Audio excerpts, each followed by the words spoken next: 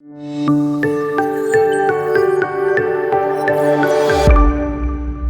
are welcome to the Guru on Air, the YouTube channel of God in the Takbobo, otherwise known on air as the Guru. You are welcome. This episode, we want to discuss something which is not too new. Not that it is too new, but let us follow up part of what we have discussed before. We are going back to this adulterated fuel, and I captured this topic of today as adulterated fuel. Why are Nigerians sleeping on their rights? Adulterated fuel. Why are Nigerians sleeping on their rights? In law, there's something you call sleeping on your rights. For example, if you're in court, judgment is given by the court, you have a number of days in which you can take appeal, you can go on appellation. Once those days passed, you would have slept on your right. If you don't, you cannot go after those days and say, I want to take, no. That's what the law recognizes.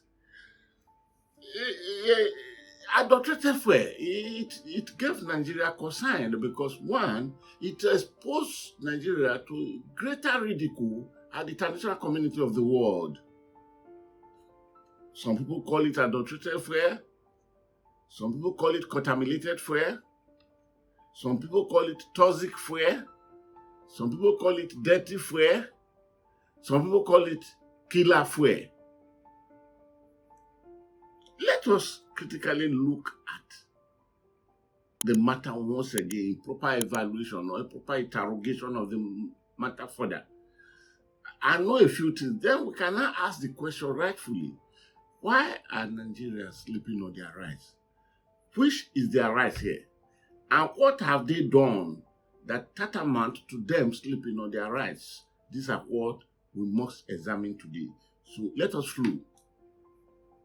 We know the adulterated fuel came into Nigeria 2nd and 4th of February. And the fuel is imported from somewhere in Antwerp, a refiner that supposedly refined our crude, because the contract agreement is that our crude that we take down, the refiner that refines the crude, it will be that same refiner that will be sending the finished product of the PMS to us. Okay, we pay, we do everything. But today, I will not want to go and look at that angle because it has been discovered that most fuel we import into Nigeria is not from the same source where we drop our crude for refining. We should not forget, apart from the one we export, I'm talking of crude that we export, the one, that 450,000 barrel of crude that is meant for Nigeria consumption at a refined point is what we're talking about now. Whichever refiners that will drop that crude of 450,000 barrel to is the same one is expected to refine it and will bring the finished product, PMS, back here. When the matter came up, Nigerians now knew that the fuel, this contaminated fuel or adulterated fuel or toxic fuel or dirty fuel or killer fuel, whichever name you want to apply in calling it, was brought in from Antwerp in Belgium. The first questions I expect Nigerians to interrogate the matter. And this will not cost us anything to get facts of the matter. Is that if this fuel, someone destroyed the fuel, is imported from Antwerp, from a refiner that have been mentioned, we all know the name. The question is, would it not be wise for Nigerians to ask the question that, is it the 100 million liters brought to Nigeria, the only thing refined by that refinery in Antwerp? Of course, it cannot be a business if the limit of what it refines is only just 100 million liters of fuel. No, it can't be a business. For it to be in business continuously and continually, it must be refining more than that. Then the question is this. As of the time Nigeria picked the 100 million liters of refined PMS and brought to Nigeria, the company, the refiner equally would have refined for other countries or for other buyers. Other buyers that got their fair PMS from the same refiner. What they arrived back home with, was it contaminated like this? This is an investigation Nigeria should back upon. Then, if we're able to discover, no, it is only the 100 million liters that came to Nigeria that was this. Other that went elsewhere to other parts of the world was not discovered to be contaminated or adulterated or become toxic or poison or anything. It means, therefore, something happened between when we picked the fuel from the company, the refiner in Antwerp, and Atlas Cove in Lagos when the fuel arrived. I mentioned Atlas Cove. Let me just say what briefly. Whatever quantity of fuel we import from Europe or from any place coming to Nigeria, the first place the vessel comes to is Atlas Cove. If you stand in front of a Federal Palace Hotel, the jetty of Federal Palace Hotel on Victoria Island, and you are looking across the sea, other side of the sea, you will see Ogogoro village. Ogogoro village where Paris were living at the time that gave vessel coming to Nigeria hell of a time. Then, if you now get to the middle of the water and you now back marina, you now face the route to the ocean. After Ogogoro village, then you come to Takwa Bay. After Takwa Bay, then you come to the Atlas Cove, where tanks are built to receive all the fuel we are bringing in. It is after you pass through Atlas Cove that you come by your same right to Eastmost Signal Station. Once you come to Eastmost Signal Station, then you move into the ocean. Now, by regulations of fuel importation or petroleum product, at the place where the crude is refined, before you take your fuel and come out, there is evaluation. There is technological evaluation of the product you are taking away. It is evaluated. It is subjected to that rigorous, and there is a certificate issue that it meets all the specifications. And then when the vessel arrives in Nigeria at the Atlas Cove, as I said earlier, again another conduct of thorough evaluation is done to meet that the spec that left up is what we are still having, because anything could happen at sea. Then, when the fuel now is now pumped into smaller vessels to take to jetties or other places like the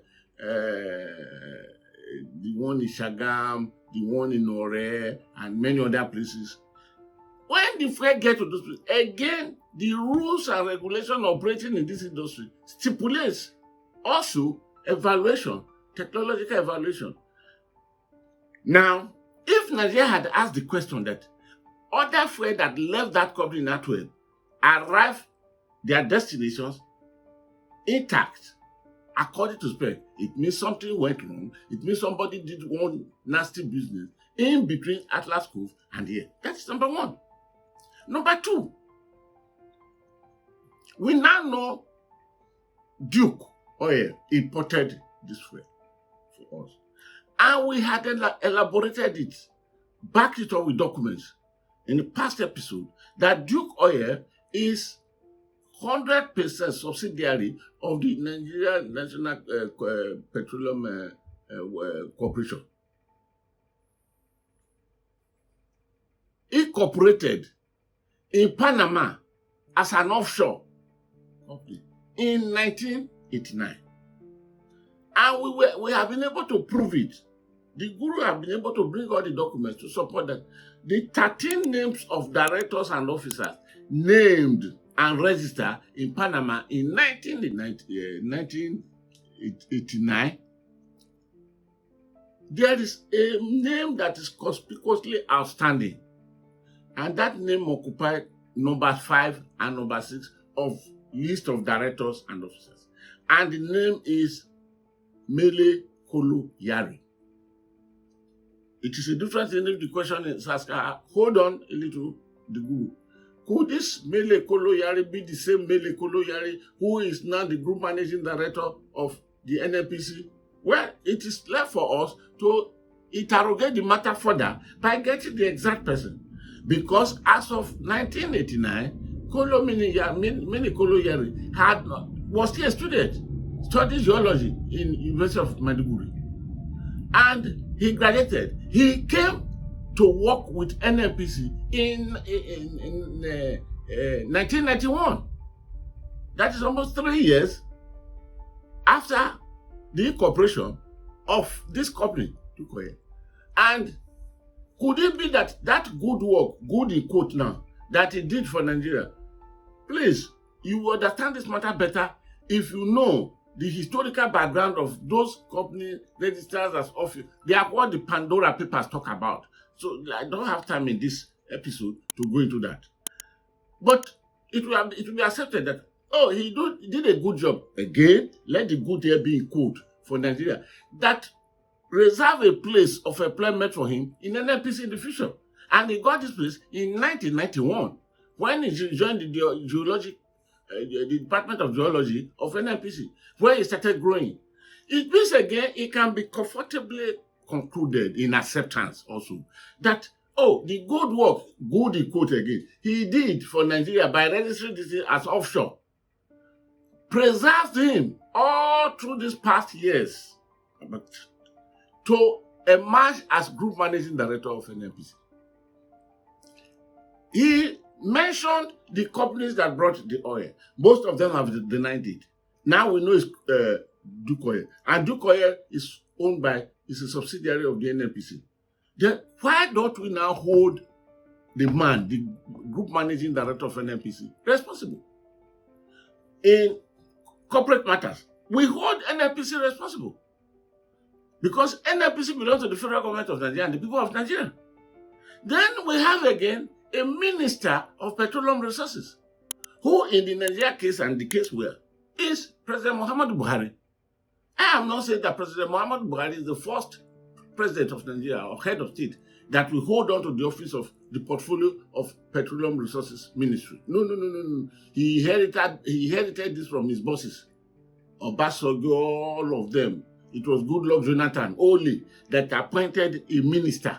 But of course, the need to applaud that appointment was not too good, considering the financial atrocities the woman appointed as a minister by Goodluck Jonathan was said to have. But the remaining allegation on the approved court of law. But that's not the point we are going at. The point we are going at, the minister in charge of petroleum resources is the president of the Federal Republic of Nigeria, Muhammadu Buhari. Then the NNPC that owned Dukoye is there. Therefore, shall we now have President Muhammadu Buhari, who is supposed to be great suspect in this matter, becoming the leading investigating officer, the leading investigator into the issue of contaminated fuel that brought for us, and is asking Mele Kolo Yari to fish out those who brought in adulterated fuel, that they must be punished. How on earth would Nigerians accept that President Muhammadu Buhari and the group managing director of NNPC should be the lead investigators in this matter, when we know who the culprits are? Of course, there's nothing we can do to President Muhammadu Buhari, not because if something come to show, not that he will not, but because he is the president, and of course he cannot be suspended, and we are not operating parliamentary system of government where a vote of will be moved against him.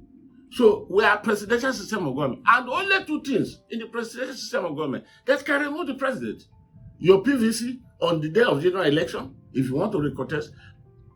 That is one. The other one is impeachment, to be initiated more by the House of Representatives. And of course, you have a National Assembly today that even if in their dreams they talk of impeachment, they will wet themselves because they don't have the God. They cannot do that. So when we now know that, but can the same thing be applicable to the group managing director of the NNPC? The answer is no. It's our employee. as the president is our employee. He can be interrogated. But there are processes of dealing with him which are very, very, in the Nigerian system today, very, very difficult. Otherwise, he is your employee, he is my employee. It is the house he lives, is our house. We only give him a time tenure that be there. The toilet for everything he uses is our own. We give him allowances, including the 1 billion for feeding for a year that the budget will always approve. So why can't we now hold the group managing director and start him on suspension if Nigerians shout? So this is why why would Nigeria know the facts and yet they are sleeping on their rights? What will that fetch to Nigeria? I really don't know. But the fact remains that the first place of interrogating this matter is that check the company, the fuel imported from that company by other countries. But did that fuel arrive their place out of specification? Did they arrive there contaminated? Did they arrive there adulterated? If the question is no, then we will now know that it is where the fuel was first of all dumped here at Atlas School that some people who want to do the mathematics of dribbling, mathematics of multiplication without going through the evaluation of quantity of multiplication that comes, would have probably added one thing or another to it. All the chain supply between Atlas School to where it moves to the jetties, that somebody would have done something dirty. So if we go through this one, we will capture facts of the matter, right? And those Nigerians that are fast enough, that know how to carry out investigation, they've come to the conclusion of what exactly happened. But are Nigerians on this trajectory? It is for this reason that the question can be asked again and again. Adulterated fuel, why are Nigerians sleeping in their rights? The guru today signing off. We shall meet again. Bye-bye.